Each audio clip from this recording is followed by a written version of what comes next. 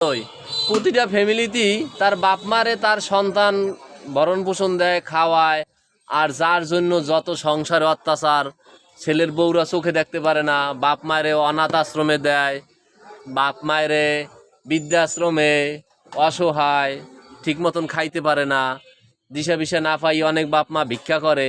কিন্তু একটা কথা, কি কথা বলেন?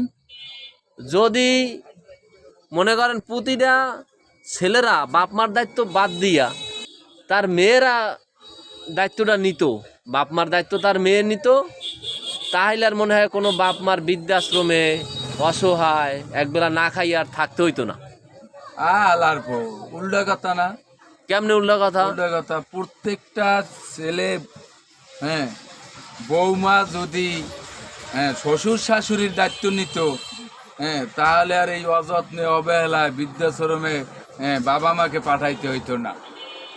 ও, এটাও তো কথা ঠিক। এইটা হইলো মেন।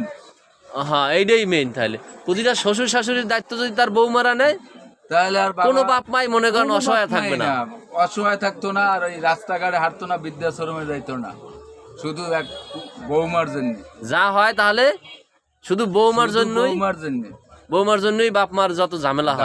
হয়। থ্যাংক ইউ আপনারে।